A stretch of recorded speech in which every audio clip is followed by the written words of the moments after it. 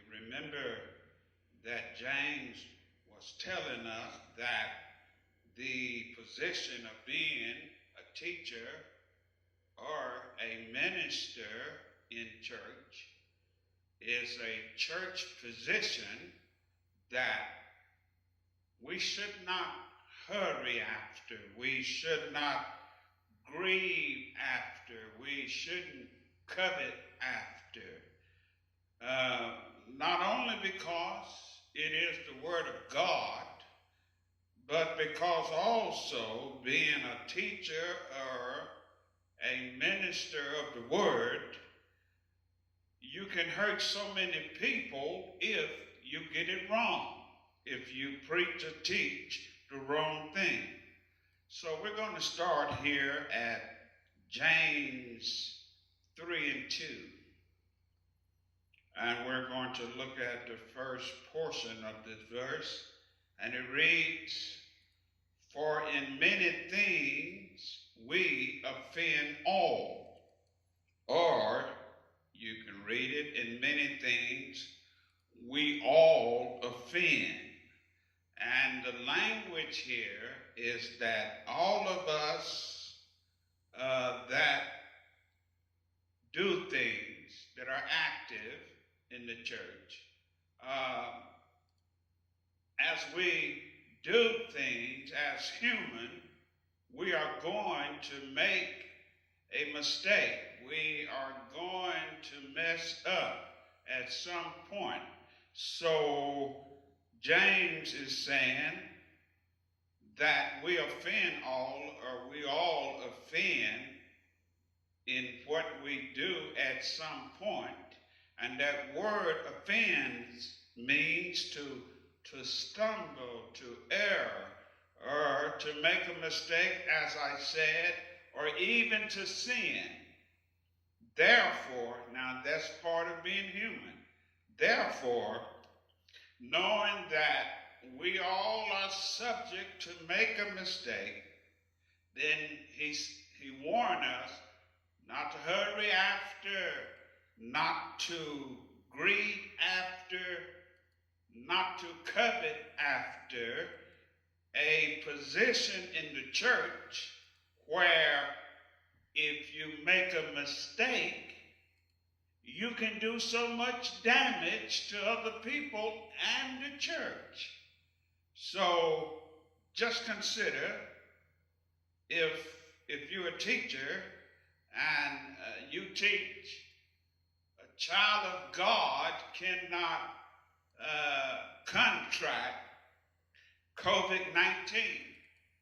Wouldn't that be something, as one minister did? Or to teach that if you are a child of God and if you have faith, then you won't need medicine. You can really hurt some people and do damage to the church. So here, James is telling us about using the tongue in preaching or teaching the Word of God is a serious business. It's serious. You ought to think about it long and hard and pray over it before you take the position of being a minister or a teacher in the church. But the overall subject that James is talking about is controlling our tongue. So here, in the same verse, James is going to tell us that the control of our tongue is a measurement of our spiritual maturity. Listen, if any man offend not in word, the same is a perfect man, that is, a mature man, and able also to bridle the whole body.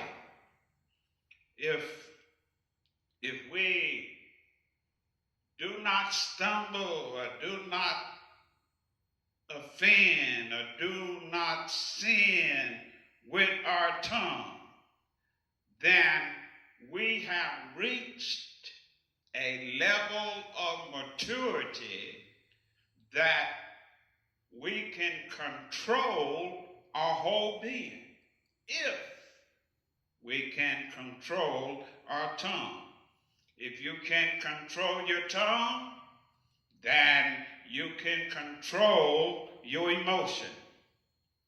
If you can master control of your tongue, then you can control the things that you desire. Isn't that powerful? If you can control your tongue, you can control how you react to other people. In fact, this would be a great practice, you know. We start off small. Let us start off small. And let's see if you can go one half of a day without sinning with your tongue. Can you go a half day without cursing? A half day without snapping at someone? Even your son or daughter or your wife or someone in your home? Can you go a half a day without saying unnecessarily bad things about other people? Can you go a half day without telling a lie? That's a good practice run. You ought to try it. In fact, I challenge you to try it. Start small. See if you can go one half of a day and control your tongue. And we're talking about a half a day would be 12 hours. If you can go, and we cannot count the hours that you are asleep, your waking hours. We go a half day.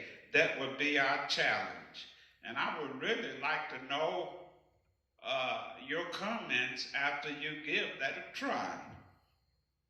Next, James gives us two examples of how our tongue impacts our whole life. This is something else that you can think about. You may be in the situation that you are in because of the way you have used your tongue. If you are happy in the situation that you are in at this point of life, then lots of that happiness has to do with the way you have used your tongue. And on the other hand, if you are unhappy with your life, the situation that you're in, then lots of that unhappiness has to do with the way you have used your tongue. And James gives us two examples. Number one is a horse, and the second one is a ship. Let's look at number one, verse 3. Behold, we put bits in the horse's mouth that they may obey us, and we turn about their whole body. Now, think about the size and strength of a horse. Another pastor friend of mine, Pastor Edward Alexander, he has 3 horses, and he's given me permission, so you just go when you get ready.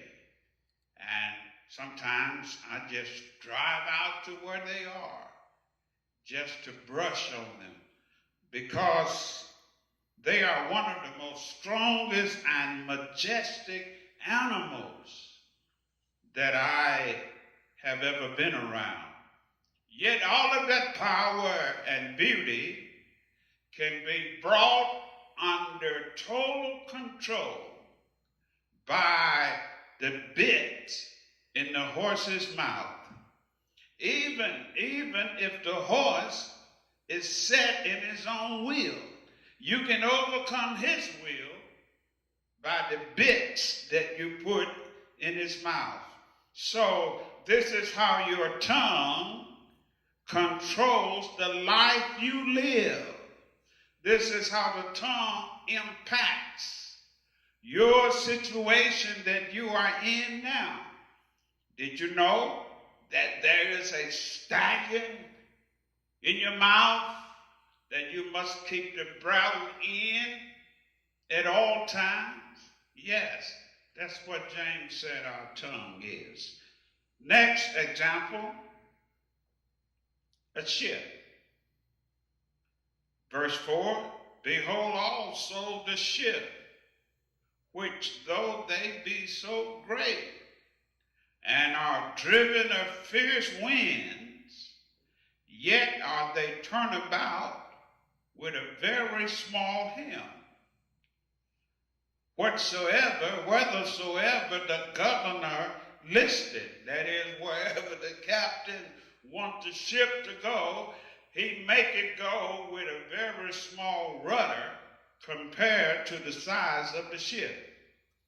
You think about that. Think about our cruise ships. And I'm thinking now of the Symphony Seas, that's cruise ship. It is the largest cruise ship in the world. It tops in at 228,000 tons. If you translate that into pounds, you're talking about 456 million pounds. Now that's large. That is large. 42 bars, restaurants, several theaters, and then an ice rink. Yet the size of the men who operate that ship compared to the size of the ship is like comparing a mole in might to a German shepherd, or comparing a mouse to the size of an elephant. Yet one man controls the movement of that whole ship. And this is how much power, this comparison, is how much power you have in your tongue, how much influence your tongue has over the life you live. And it also shows how much impact one person can have on a whole church. One person can teach a lesson or preach a sermon that destroy years of work. This is why a pastor, a responsible pastor, he will be careful who he allows to teach and preach to the congregation that God has made him overseer of. Why? Because of the power there is in the tongue. And I read on, even so, verse 5. The tongue is a little member and boasteth great things. Behold, how great a matter a little fire kindled. And the tongue is a fire, a world of iniquity. So is the tongue among our members. It defileth the whole body and set it on fire, the course of nature. We think about some of our forest fires that we have been fighting, and this is the influence of the tongue and what the tongue can do to the life you live. We're going to stop here for now, and we'll take up in our next lesson.